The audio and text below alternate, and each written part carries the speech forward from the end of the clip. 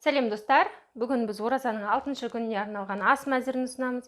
Бүгін бізде ыстық тамаққа кеспе көжені дайындауға мына нәрселер қажет. Кеспе көжеміздің қамырына 150 грамм ұн, 1 жұмыртқа, 80 грамм су және оның ішіне кішкене тұз салып жібереміз. Ет керек, менде майлырақ ет, тоқ болу үшін, жақсы тамақ болу үшін майлы етті таңдадым. Арасында қабырғалар бар, сүйектер, жіліктер алсаңыздар болады. Тұз, кориандр, томат, құрғақ, орнына қызанақ немесе кез келген сұйық томаттарды алуларыңызға болады. Көкөністерден тәтті бұрыш, пияз және сәбіз. Кішкене сұйық май керек, мұндағыларды көкөністерін қуыру үшін.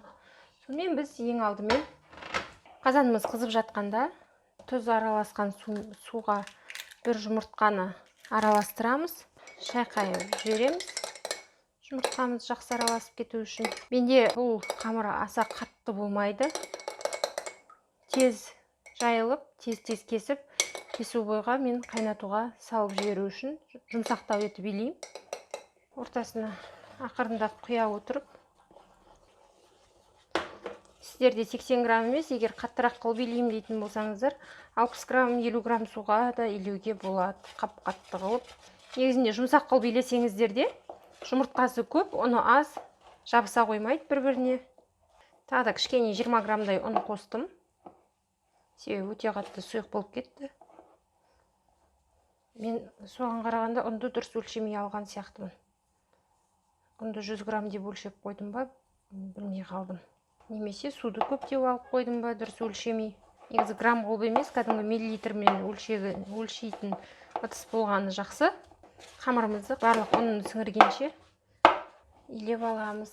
Қызып тұрған қазанымызға мұндағы етіміздің барлығын, мұнда бір бөлек кішкене майы бар, салып жіберіп,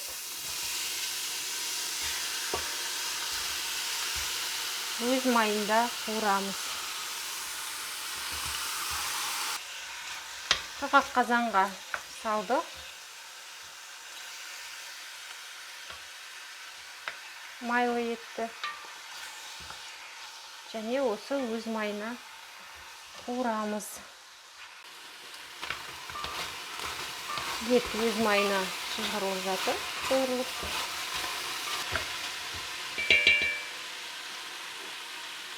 Осы кезде дәмдеуіш, томат, тұзды салып жібереміз. Тұздың барлық бөлігін салмадым, мен қазір суын құйғаннан кейін ақырын көре отырып салатын болам.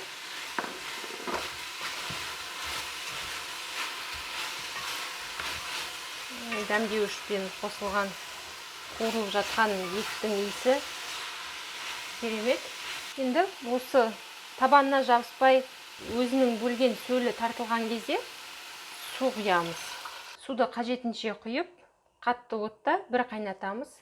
Оған дейінгі дайын болған қамырымызды мен үстіне біраз ұн салып қатайттым. Бірақ аса қатты емес, мінекей жұмсақтығы. Ауырмастай етіп 20 минут қоямыз. Біз келесі қазанды қыздырып, табаны немесе май құямыз. Және оған мұндағы көкөністерімізді кезекпен кезек салып қуырамыз.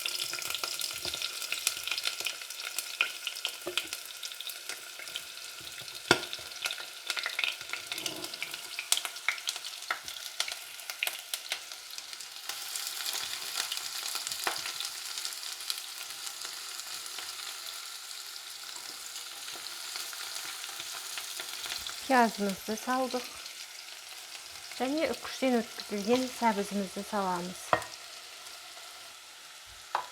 Пиязбен бірге бір рет араластырып жібереміз.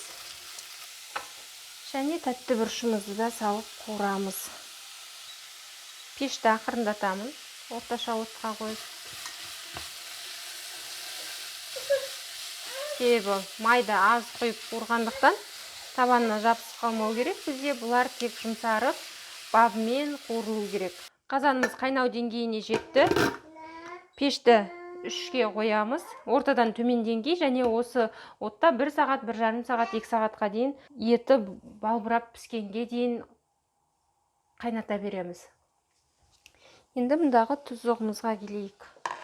Қуырып жатқан. Жақсылап қуырылыпты.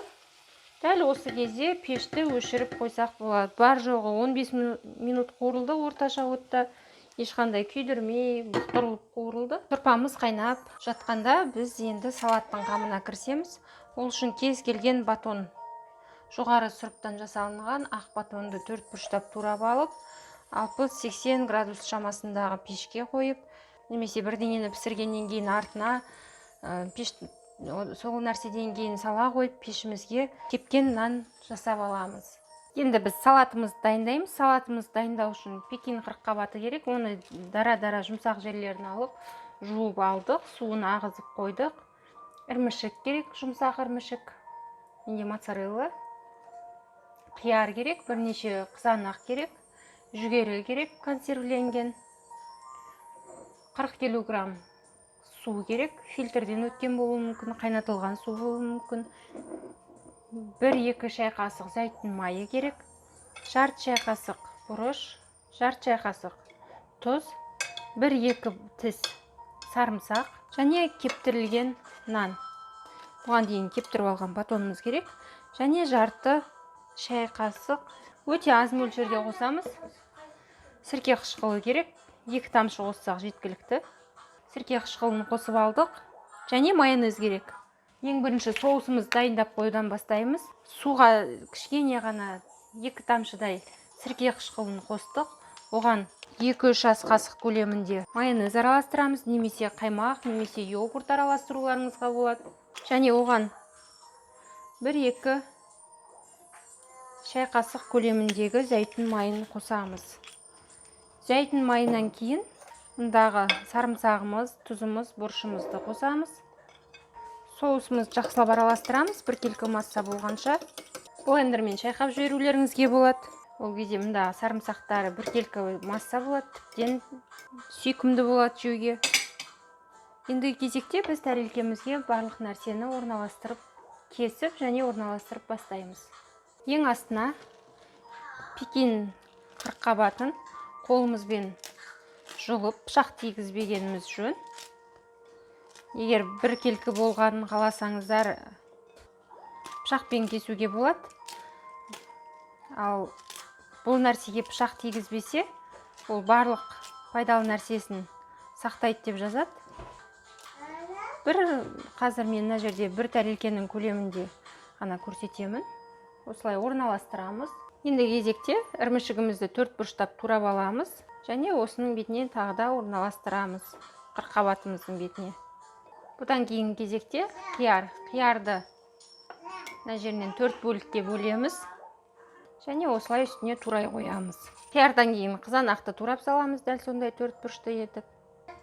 Және бұның бетіне консервіленген жүгерімізді қалауымызша саламыз. Бір кісілер өте жақсы көреді, бір кісілерге аса ұнамауы мүмкін, оларға аз ғана салуға болады. Ірімшіктен бұл салатқа моцарелланы қолданғанын ұнайды маған. Ал жүгеріден бондюэльдікін қолдансаңыздар, сол өте жұмсақ, нәзік.